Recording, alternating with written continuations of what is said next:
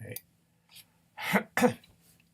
So unlike English, Greek is a language in which the grammatical functions of the words in the sentence, the nouns and the verbs, okay, is not determined by the order in which they occur, but by little suffixes that are attached to the end of them, okay, that identify all sorts of things about.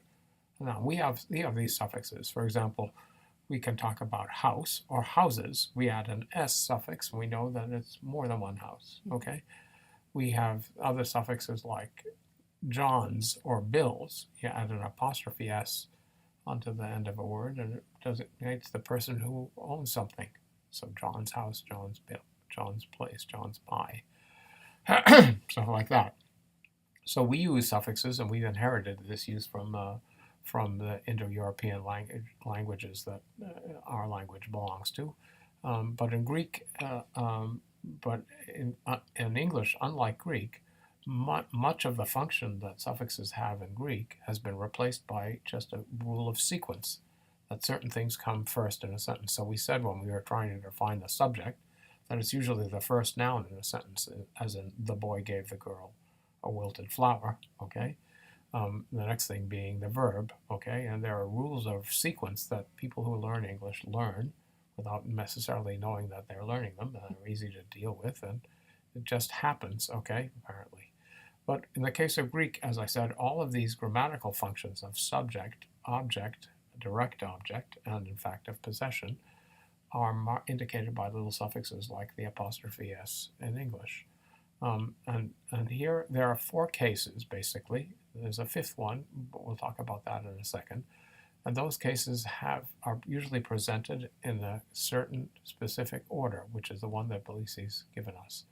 Nominative, genitive, dative, accusative. You notice they all end in iv, okay? These names come from Latin, and their Latin names of them are translations of the Greek names for them.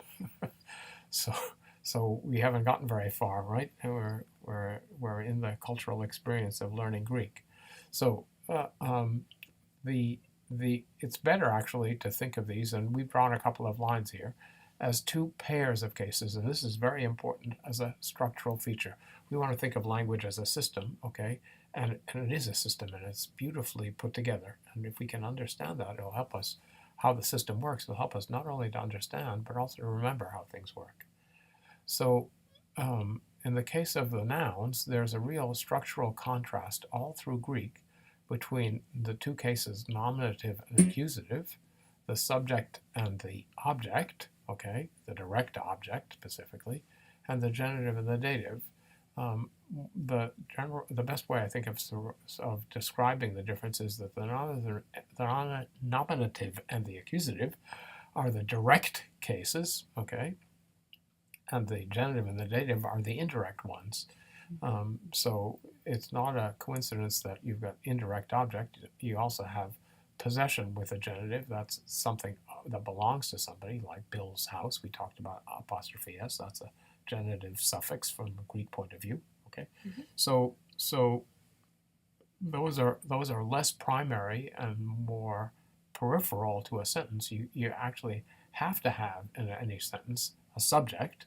Okay, you don't have to have an object, but you have to have a subject and some kind of a predicate. Okay, actually you can have invisible predicates in Greek sentences, but we'll come to that later on. We have some sentences like that too. But anyhow, these are the key and the basic functions of the 4 cases of the Greek noun. Okay, and that's the standard sequence that they come in, and we'll learn more about how these cases actually work and how you use the functions of the cases to translate in a sentence as we go along. But at this point, we're just going to stick to the basic definitions and the structural principle that contrasts each pair, subject versus object, they're opposed, but as a pair, they're opposed to the other 2, genitive and dative, which are indirect cases, and which also are opposed to each other, the genitive doing one kind of thing, and the dative another kind of things, okay? So we'll elaborate this structure. The grammatical structures have a basic aspect, and then they get elaborated, and we'll learn more about them. There's also the vocative. Belisi, you want to say a word about the vocative? The vocative is nice and easy. usually, at least in the first declension in form, it matches the nominative in the singular and the plural, so it shouldn't be too hard. And it's just a way of directly addressing another person or a group of people, and oftentimes it has a little marker next to it to let you know that it's an address, so Right. it shouldn't cause you too A much word like trouble. or Right. you set it off in comments, like it tells you who you're talking to. Right. Right? Mm-hmm. So what's a sample sentence with a vocative in it in English? Yo, man. Hello. Yo, dude. Yo, dude. Yeah, do this. Dude is a vocative, right? Mm-hmm. It's not a subject or an object. It's just designating the addressee of the message, right? Mm-hmm. All right, great. Okay, so now we're going to look at the Greek, a class of Greek nouns. These classes of nouns are called by a word that's a little bit confusing. There are three classes of nouns, the first, the second, and the third declension nouns, and they all have endings, case endings that are specific, that are related to one another, okay, and that are different from one another. The difference in them is only formal. There's no difference in the function of those cases, but they're formally different, okay? So it's like you had one way of making the plural of a noun in one group of nouns, okay, and another in another. In English, we only have plurals with an S and plurals with nothing, like one deer, many deer, right? But in Greek, it's more complicated, all right? So what we start out with learning is the first declension nouns, and the number first is basically arbitrary. There's their first, second, and third ones. The first and second are easy. The third one is more, and it's relatively simple. The third one is more complex, so we're going to learn them in that order. So here are the forms. Belisi's written them down, okay? The first one, which is the same both for the nominative and the vocative, we've simplified the names of the cases to N, G, D, and A, and V for vocative, okay? And the endings, you note, change between the singular and the plural, okay?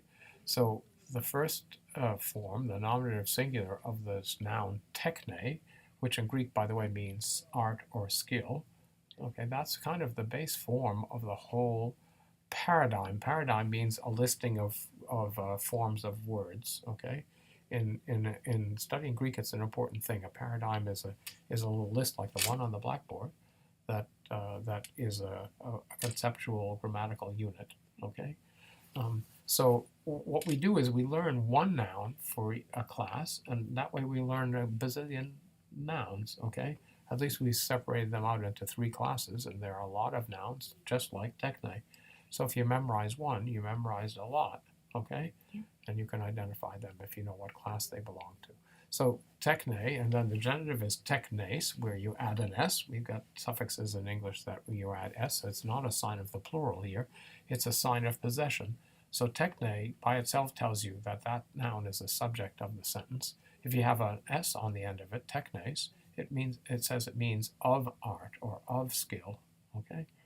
Then techne with the iota subscript, notice that it's written under the letter, and it's not our convention to pronounce it, but it's fundamental, right? If we didn't have that iota subscript, we couldn't tell that it was different from the nominative, right? Mm-hmm. So you have to really pay attention. There's a huge difference between a subject of a sentence and an indirect object, right? You all agree. Mm-hmm. So techne means to or for. That's what an indirect object does, okay? It's the person or thing to or for which you do something, okay? And then the last one in the singular column is technein, where the N is the suffix, okay? And there you are, that means that's a direct object. So that will be the direct object of a sentence. In the plural, the functions of the cases are the same, as only you're talking about more examples of it.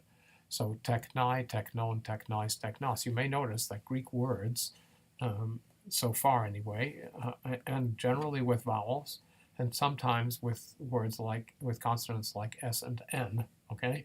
There aren't a whole lot of words that a lot of sounds that Greek words can end with.